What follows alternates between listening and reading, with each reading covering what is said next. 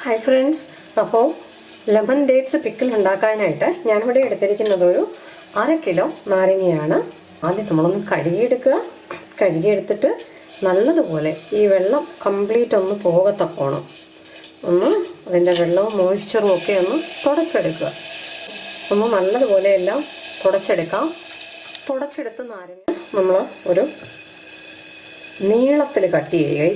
ഈ ഡേറ്റ്സ് ചേർത്ത് അച്ചാറിടുമ്പോൾ നമ്മൾ നാരങ്ങ കുറച്ച് ഇങ്ങനെ 4 പീസായിട്ട് നീളത്തിൽ കട്ട് ചെയ്യുന്നതാണ് എപ്പോഴും ഒരു നല്ലത്. കാരണം എന്ന് പറഞ്ഞു കഴിഞ്ഞാൽ അല്ലെങ്കിൽ ചെറിയ പീസ് ആക്കുവാണെങ്കിൽ ഇതങ്ങ് ഒരുപാട് നമ്മൾ ചൂടാക്കുമ്പോൾ ഇപ്പം നമ്മളിങ്ങനെ ഉപ്പിട്ട് വെക്കാൻ പോകുമ്പോഴാണ് അപ്പോഴൊക്കെ കുറേ അങ്ങ് ചിലപ്പോൾ അങ്ങ് അഴുകി പോകാനുള്ള ഒരു ഇതുണ്ട്. അപ്പോൾ ഇച്ചിരി വലിയ പീസായിട്ട് കിടക്കണം ഡേറ്റ്സിൻ്റെ കൂടെ. അത് പ്രത്യേകം ശ്രദ്ധിക്കുക. ഇതിൻ്റെ ഈ കുരു ഉണ്ടെങ്കിൽ ഈ കുരു ഒന്ന് എടുത്ത് കളയാൻ മറക്കരുത്. അതിൻ്റെ കാരണം ഈ കുരു ഉണ്ടെങ്കിൽ അച്ചാറിൽ ചെറിയ കയ്പ്പ് വരും കേട്ടോ. അപ്പോൾ നാരങ്ങ നമ്മൾ കംപ്ലീറ്റ് ഇവിടെ ഒന്ന് അരിഞ്ഞെടുത്തു. അതിൻ്റെ കുരുവെല്ലാം കളഞ്ഞു. അപ്പോൾ നമുക്ക് ഇതിനകത്തോട്ട് കുറച്ച് ഉപ്പ് ഒന്ന് ഇട്ട് കൊടുക്കാം. അപ്പോൾ നല്ലതുപോലെ എല്ലായിടും പിടിക്കത്തക്കണം ഇട്ട് കൊടുക്കുക. മിക്സ് ചെയ്യുക. ഉപ്പിട്ട് നല്ലപോലെ ഒന്ന് മിക്സ് ചെയ്തിട്ട് ഇതൊരു വെള്ളമയം ഒട്ടുമില്ലാത്ത ഒരു ജാറിലോട്ടിട്ട് അടച്ച് ഒരു 3 ഡേയ്സ് വെക്കണം. അത് കഴിഞ്ഞിട്ട് നമുക്ക് അച്ചാറുണ്ടാക്കാം. ഈ നമ്മളുടെ ബോട്ടിൽ ഒരെണ്ണം എടുത്തോ, അല്ലെങ്കിൽ ഒരു ഏത് ബോട്ടിലാണോ ജാറിലാണോ ഇട്ട് വെക്കുന്നത് ഒരു ടിഷ്യൂ പേപ്പറോ ഒരു കോട്ടൻ്റെ തുണിയോ എടുത്തിട്ട് നല്ലതുപോലെ ഇതിനകത്ത് വെള്ളമയമൊന്നുമില്ലാതെ ഉറപ്പ് വരുത്തുക. എന്നിട്ട് ഇത് നമുക്ക് അതിനകത്തോട്ടങ്ങ് ഇട്ട് കൊടുക്കാം.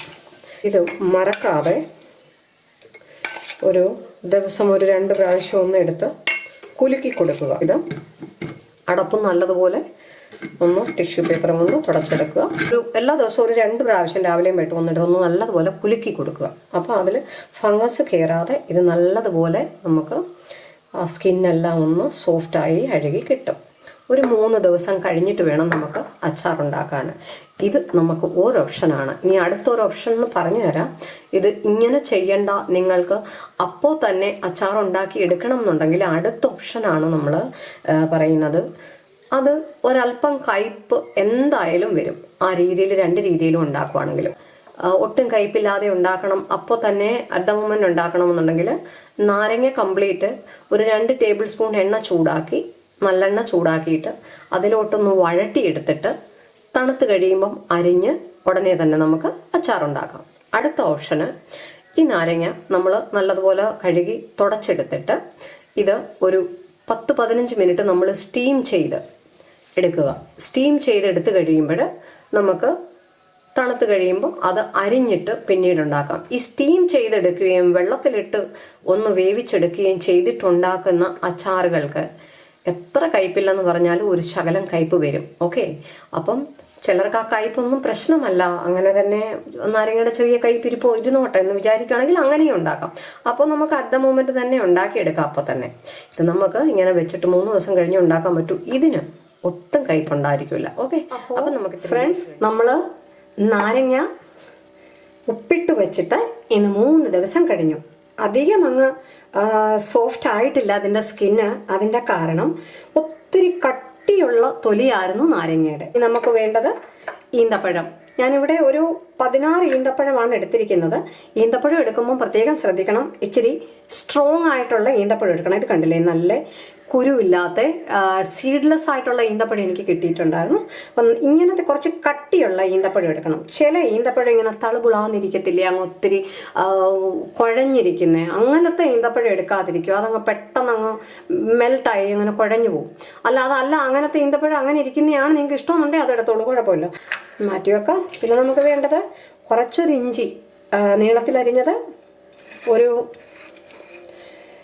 10-15 വെളുത്തുള്ളി അല്ലി നമ്മൾ ഒന്ന് ക്ലീൻ ചെയ്ത് ഒന്ന് കീറി വെച്ചിരിക്കുകയാണ്. പിന്നെ ഒരു എരിവുള്ള 5 പച്ചമുളക്, അത്രയും മതി, ഒരുപാട് വേണ്ട. കാരണം നമ്മൾ മധുരമുള്ള അച്ചാറാണ് ഇടുന്നത്. അപ്പം ഒത്തിരി മുളക്, ഒരുപാട് എരിവ് മുന്നിട്ട് നിൽക്കാതെ അല്പം മധുരം സ്വീറ്റൻഡ് ആയിട്ടിരിക്കുന്നതാണ് തന്നെയാണ് നല്ലത്. പിന്നെ നമുക്ക് വേണ്ടത് ഒരു 1/2 ടീസ്പൂൺ മഞ്ഞൾ, 1/4 ടീസ്പൂൺ ഉലുവാപ്പൊടി, ഒരു 3 ടേബിൾ സ്പൂൺ മുളക് പൊടി ഞാൻ നല്ല കളറുള്ള മുളക് പൊടി കശ്മീരി ചില്ലിയാണ് എടുത്തിരിക്കുന്നത്. പക്ഷേ കശ്മീരി ചില്ലിയുടെ കൂടെ മറ്റു മുളകും കൂടെ ചേർത്ത് പൊടിച്ചിട്ടുള്ളത് കൊണ്ട് എരിവ് കൂടിയുണ്ട്. അപ്പം ഞാൻ എക്സ്ട്രാ മുളക് ആഡ് ചെയ്യുന്നില്ല. നിങ്ങൾക്ക് എരിവ് കൂടുതൽ വേണമെന്നുണ്ടെങ്കിൽ എരിവുള്ള മുളക് പൊടി കൂടി 1 ടേബിൾ സ്പൂൺ ആഡ് ചെയ്യാം. ഒരു നുള്ളു കായപ്പൊടി ഇടാം. പിന്നെ നമ്മൾ കടുക് പൊട്ടിക്കുമ്പോൾ ഒരു 1/4 ടീസ്പൂൺ നമുക്ക് ഉലുവ കൂടി പൊട്ടിക്കണം. ഒരല്പം കടുക് വേണം. ഒരു 2 ടേബിൾ സ്പൂൺ ഷുഗർ കൂടി വേണം. പിന്നെ നമുക്ക് വേണ്ടത് കുറച്ച് വിനെഗർ ഞാൻ ഒരുപാട് ആഡ് ചെയ്യുന്നില്ല. ഒരു 3 ടേബിൾ സ്പൂൺ വിനെഗറേ ആഡ് ചെയ്യുന്നുള്ളൂ. സാധാരണ ചിലരൊരു 1/4 കപ്പ് 1/2 കപ്പൊക്കെ വിനാഗർ ഒഴിക്കുന്ന കാണാം. അവിടെ ഞാൻ സ്പെഷ്യലി പറയുന്നു, നമ്മൾ മധുരമുള്ള അച്ചാർ ഇടുമ്പോൾ ഓവറായിട്ട് പുളിയായി പോകരുത്. പിന്നെ ഇത് കേടുകൂടാതിരിക്കാൻ വേണ്ടിയാണ് ഒഴിക്കുന്നതെന്നുണ്ടെങ്കിൽ ഒരു 1-2 ടേബിൾ സ്പൂൺ വിനെഗർ ഒഴിച്ചാലും അച്ചാർ കേടുകൂടാതിരിക്കും. നല്ലെണ്ണയെ നമ്മളെപ്പോഴും യൂസ് ചെയ്യാവൂ. അതാണ് ഏറ്റവും ബെസ്റ്റ്. അപ്പം നമുക്ക് അച്ചാർ ഉണ്ടാക്കാൻ തുടങ്ങി. ഞാൻ ഒരു പാൻ വെച്ചിട്ടുണ്ട്. പാൻ നല്ലതുപോലെ ചൂടായി. അതിലോട്ട് നമുക്ക് ഒരു 3-4 ടേബിൾ സ്പൂൺ നല്ലെണ്ണ ഒഴിച്ചു കൊടുക്കുക. ഞാനൊരു 4 ടേബിൾ സ്പൂൺ നല്ലെണ്ണയാണ് ഒഴിച്ചു കൊടുത്തിരിക്കുന്നത്. നിങ്ങൾക്ക് വേണമെന്നുണ്ടെങ്കിൽ കുറച്ചുകൂടെ എണ്ണ ചേർക്കാം. പക്ഷേ ഇത്രയും ധാരാളമാണ്. എണ്ണ ഇവിടെ നല്ലതുപോലെ ചൂടായിട്ടുണ്ട്. ഒരു 1/4 ടീസ്പൂൺ ഉലുവ ഇട്ട് കൊടുക്കാം. ഒരു 1 ടീസ്പൂൺ കടുക് ഇട്ട് കൊടുക്കാം. കടുകും ഉലുവയും ഒന്ന് പൊട്ടി വരണം. എന്നിട്ട് നമുക്ക് ഇത് ആഡ് ചെയ്ത് കൊടുക്കാം. ഇഞ്ചി, പച്ചമുളക്, വെളുത്തുള്ളി ഒന്ന് ആഡ് ചെയ്ത് കൊടുക്കാം.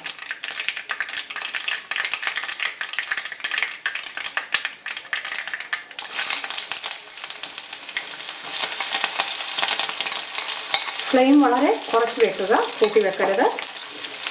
ഇത് ഒരുപാട് അങ്ങ് വഴട്ടുവോ ഫ്രൈ ചെയ്യുവോ ഒന്നും വേണ്ട. ഒരു മീഡിയം ഒന്ന് ഫ്രൈ ചെയ്താൽ മതി. ഒരു 2-3 മിനിറ്റ് ഒന്ന് ഫ്രൈ ചെയ്യുക.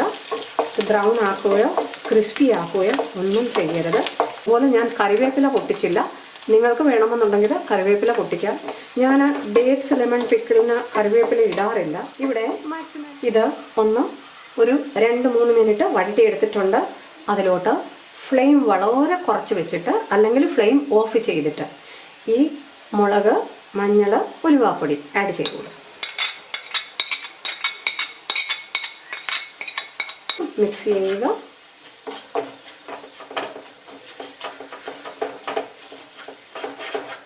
ഒരു 30 സെക്കൻഡ് കൊണ്ട് അതിൻ്റെ പച്ചമണമെല്ലാം മാറിക്കിട്ടും. ഇതിലോട്ട് നമ്മൾ എടുത്തു വെച്ചിരിക്കുന്ന ഈ വിനെഗർ, സുർക്ക അങ്ങ് ആഡ് ചെയ്യാം. ഇത് ഒരു 3 ടേബിൾ സ്പൂൺ സുർക്കയാണ് ഞാൻ ആഡ് ചെയ്യുന്നത്.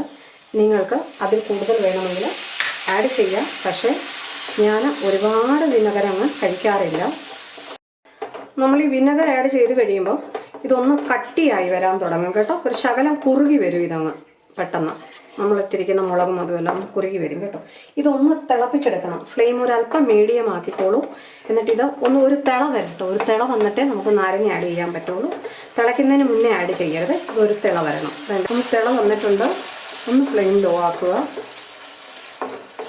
ഇതിലോട്ട് നമ്മൾ റെഡിയാക്കി വെച്ചിരിക്കുന്ന നാരങ്ങ ഇതങ്ങ് ഇട്ട് കൊടുക്കാം. അപ്പം ഉപ്പിപ്പോൾ ആഡ് ചെയ്യരുത്. കാരണം നമ്മളിതിൽ ഉപ്പിട്ടാണ് ഇത് നമ്മൾ ഒന്ന് സോഫ്റ്റ് ആകാൻ വെച്ചിരുന്നത് 3 ദിവസം. അപ്പോൾ ഇതിൽ ഓൾറെഡി ഉപ്പ് പിടിച്ചിട്ടുണ്ടാവും. ഇനി നമുക്ക് ആവശ്യമുള്ള ഉപ്പ് ചേർത്താൽ മതി. ഇപ്പോഴേ ഉപ്പ് ചേർക്കണ്ട. നമുക്ക് ഈ നാരങ്ങ അങ്ങ് ഇട്ട് കൊടുക്കാം.